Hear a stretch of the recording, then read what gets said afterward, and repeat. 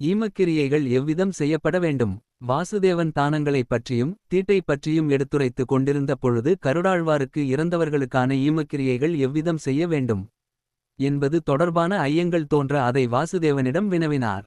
வாசுதேவரும் கருடாழ்வார் எழுப்பிய வினாவிற்கு விடையளிக்கும் விதமாக இறந்தவர்களுக்கான ஈமக்கிரியைகள் எவ்விதம் செய்யப்பட வேண்டும் என்பதையும் உரைக்கத் தொடங்கினார். அத்தியாவசிய கடமை என்பது யாது? கருடனே இறந்தவருடைய பெற்றோர்கள் உயிருடன் இருக்கும் பட்சத்தில் அவர்களின் தலைமுறையை சேர்ந்த 3 பிதுர்களின் பிண்டத்தோடு மரணமடைந்தவரின் பிண்டத்தையும் சேர்த்தல் வேண்டும்.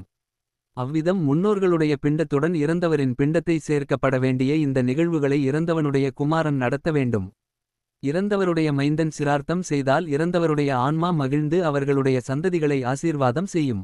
இதனால் அடுத்த ஆண்டிற்குள் இறந்தவருக்கு சிரார்த்த காரியங்களை செய்தவருக்கு புத்திர பாக்கியம் கிடைக்கும். பித்ருக்களை மகிழ்ச்சிப்படுத்துவது சம்சார வாழ்க்கையில் ஈடுபட்டுள்ளவர்களின் அத்தியாவசிய கடமைகளில் ஒன்றாகும். உடனடியாக ஈமக்கிரியைகள் செய்யக்கூடாத நட்சத்திரங்கள் யாது? உடலை விட்டு உயிர் பிரியும் பொழுது அவிட்டம், சதயம், பூரட்டாதி, உத்திரட்டாதி, ரேவதி ஆகிய நட்சத்திரங்கள் இருக்கும் பட்சத்தில் இறந்தவருக்கு உடனடியாக கர்ம காரியங்கள் செய்தல் கூடாது. இந்த நட்சத்திரங்களில் இறந்தவர்களுக்கு இந்த நட்சத்திரம் முடிந்த பின்பே ஈமக்கிரியைகளை செய்தல் வேண்டும். இரத்த மற்றும் மாமிச தோஷம் யாருக்கெல்லாம் ஏற்படும்?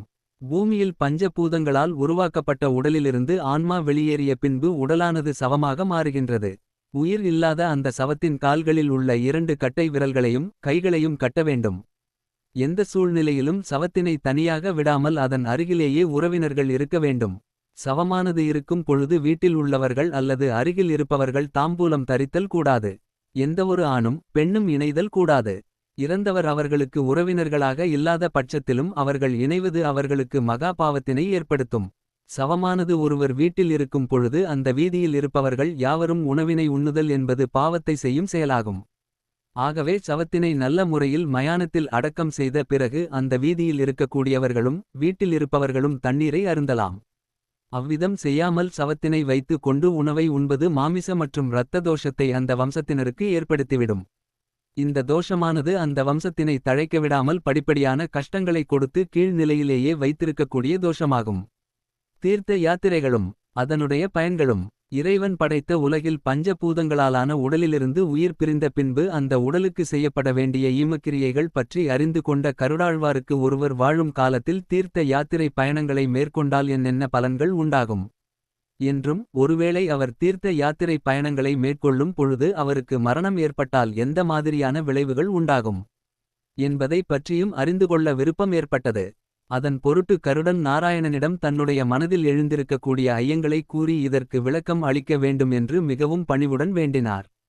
பிரயோபவேசம். பறவைகளின் அரசனே, உயிருடன் இருக்கும் பொழுது பல சுகங்கள் நிரம்பி இருக்கக்கூடிய பூமியில் வாழ்ந்து கொண்டிருக்கும் காலங்களில் நாவின் சுவைக்கு அடிமையாகாமல் உள்ளம் மற்றும் உடலை தூய்மையாக வைத்துக்கொண்டு தர்ம நியாயங்களின் அடிப்படையில் வாழ்ந்து முழு மனதோடு தர்ப்பணம் மற்றும் சிரார்த்த பூஜைகளை செய்து தர்ப்பையை பரப்பி அதன் மீது படுத்துறங்கி என்னை தியானித்து கொண்டு உயிரை விடுவார்கள் எனில் அவன் என்னுடைய லோகமான வைகுண்டத்தை அடைவான் என்பதில் எவ்வித சந்தேகமும் இல்லை. அவ்விதம் அவன் கடைபிடிக்கும் இவ்விடத்திற்கு பிரயோபவேசம் என்று பெயர். ஒருவர் வாழ்கின்ற காலத்தில் எத்தனை நாட்களுக்கு இந்த நெறிமுறைகளை கடைபிடித்து என்னை தியானித்த வண்ணம் வாழ்கின்றார்களோ அத்தனை காலம் அவர்களுக்கு யாகங்கள் செய்த பலன் கிடைக்கும். சிலர் வாழும் பொழுது மாயைக்கு உட்பட்டு இதை உணராமல் பல தவறுகளை செய்வார்கள். பின்பு தாம் செய்ததை உணர்ந்து இறுதி காலத்தில் இந்த நெறிமுறைகளை பின்பற்றுவார்கள்.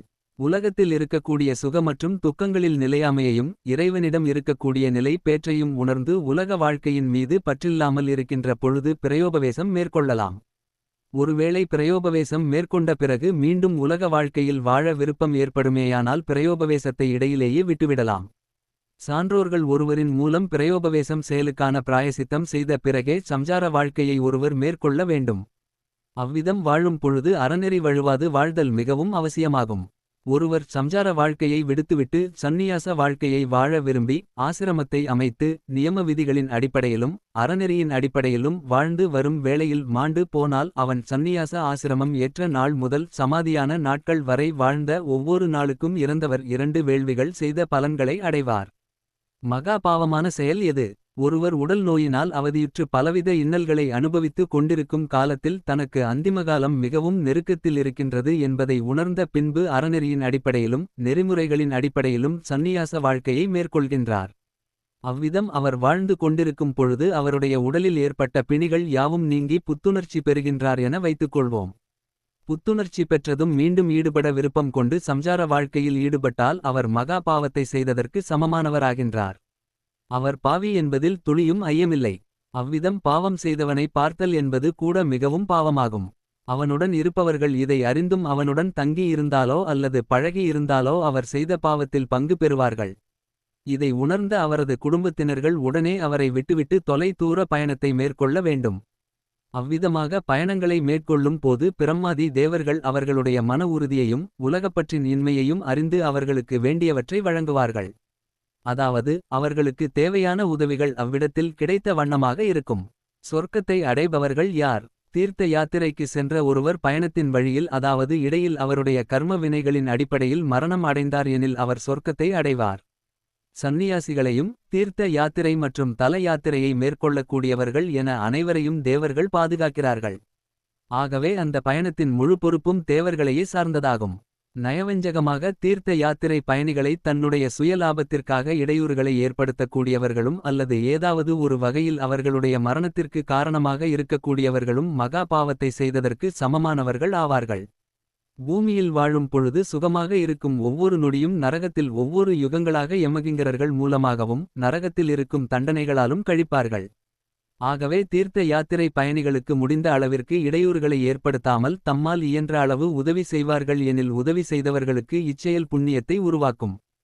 தீர்த்த யாத்திரை மேற்கொண்ட ஒருவர் ஒரு புண்ணிய தலத்தில் தன்னுடைய உயிரை விட விரும்பி அங்கேயே நீண்ட நாட்கள் வாழ்ந்து கொண்டிருந்த அவ்விடத்தில் உயிர் பிரியாமல் தன்னுடைய தீவினை காரணமாக வேறொரு இதத்திற்கு சென்று கொண்டிருக்கும் நேரத்தில் விதியின் வசத்தால் அவருடைய உடலில் இருந்து உயிர் பிரிந்து இறந்துவிட்டால் அவர் மறுபிறவியில் தெய்வ பக்தியும் இறை நம்பிக்கையும் கொண்டிருக்கக்கூடிய குடும்பத்தில் பிறந்து சாஸ்திர கலைகளில் நன்கு தேர்ச்சி பெற்று நல்லொழுக்கத்துடனும் பக்தியுடனும் வாழ்ந்து முடிவில் நல்லுலகை சென்றடைவார். முடிவில் மாற்றமும் மகா பாவமும். ஒருவர் ஒரு குறிப்பிட்ட திருத்தலத்திற்கு சென்ற பின்பு இந்த தலத்தில் தான் தன்னுடைய உயிர் விடுவேன் என்று வேத விற்பன்னர்கள் மூலமாக சங்கல்பம் செய்து யாத்திரை செய்து வாழ்ந்து கொண்டிருக்கும் நேரத்தில் தன்னுடைய முடிவுகளில் சில மாற்றங்கள் செய்து மீண்டும் தன்னுடைய குடும்பத்தையோ அல்லது குடும்ப உறுப்பினர்களையோ பார்க்க இல்லத்திற்கு திரும்பினால் அவரும் மகாபாவி தான். தானம் செய்த பலன் எப்போது கிடைக்கும்? விஷ்ணு தலங்களை நோக்கி செல்கின்றவர் தான் எடுத்து வைக்கும் ஒவ்வொரு அடிக்கும் ஒரு பசு மாட்டினை தானம் செய்த பலனை பெறுவார். எந்தவொரு சூழ்நிலையிலும் தான் மேற்கொண்ட இந்த பயணத்தை நிறைவு செய்யாமல் இல்லம் திரும்ப எண்ணம் கொண்டு அவர் இல்லத்தை நோக்கி எடுத்து வைக்கும் ஒவ்வொரு அடிக்கும் ஒரு பசு மாட்டினை கொன்றதினால் ஏற்படக்கூடிய தோஷத்தை பெறுகின்றார். ஆகையால் புண்ணியம் தேடும் எண்ணம் கொண்ட ஒவ்வொருவரும் தான் மேற்கொண்ட தீர்த்த யாத்திரை பயணத்தை எப்பாடுபட்டாவது பூர்த்தி செய்தல் வேண்டும். தீர்த்த யாத்திரை பயணங்களின் போது திருத்தலங்களில் தங்கியிருந்து கோவில் பணிகளை மனநிறைவோடு செய்து திருத்தலங்களில் கொடுக்கப்படும் பிரசாதங்களை பக்தியோடு பெற்று உண்பார் எனில் அவர் தன்னுடைய இல்லற வாழ்க்கையில் செய்து வந்த பாவங்களை இத்தகைய புனித யாத்திரை பயணங்கள் மேற்கொள்வதன் மூலம் போக்கிக் கொள்ள முடியும். ஒருவர் தீர்த்த யாத்திரை பயணத்தை முழுமையான மனதோடும் இறை பக்தியோடும் மேற்கொண்டவராயின் அவருடைய வாழ்க்கையில் செய்து வந்த பாவங்கள் யாவும் நீங்க பெற்று புண்ணியங்களை அவர் சேர்க்கத் துவங்குவார். பரிகாரமே கிடையாத பாவம் எது? தீர்த்த யாத்திரை பயணங்கள் மேற்கொள்ளும் பொழுதும் திருத்தலங்களில் தங்கியிருக்கும் பொழுதும் ஏதேனும் பாவச்செயலை அவர் செய்துவிட்டார் எனில் அவர் செய்த அந்த பாவச்செயலுக்கு எப்பொழுதும் பரிகாரமோ விமோசனமோ அவர்களுக்கு கிடைக்காது.